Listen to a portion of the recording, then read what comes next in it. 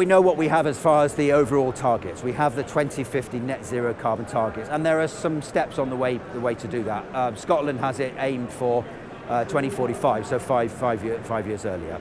We know what the ground rules are, we know what we have to do.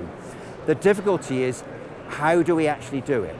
We have the ability to do it, we've got the materials, we can make buildings to a very high standard. The passive house standard is already in existence. There are something like 29 to 30 million properties in the UK, many of which will need to have some retrofit to bring them up to the standards that's required. And that's where the difficulty arises.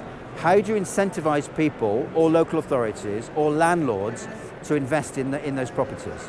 And if we think there are really three types of tenure, there's the housing association local authority.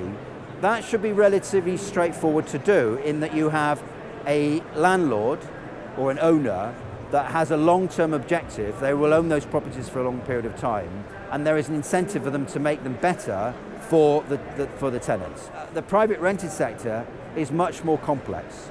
You have an owner that doesn't live in the property, so is not responsible for the bills, and you have a tenant that is responsible for the bills but doesn't own the property. So where's the incentive for either of those two parties to make the investment? There are standards that are being set by government for a minimum standard for the private rented sector, but they're really not very high, and I think they're worried that if they make them too onerous, you will lose properties out of that sector, and therefore that puts pressure on rents and all the rest of it. So that's difficult. And then the big bulk of property is the owner-occupier. It's reckoned that to bring most properties up to the standard that's required is likely to be very expensive. Probably 20, 30, maybe 40,000. How do you incentivize the homeowner to spend those sorts of money when, first of all, they don't actually know what they're required to do?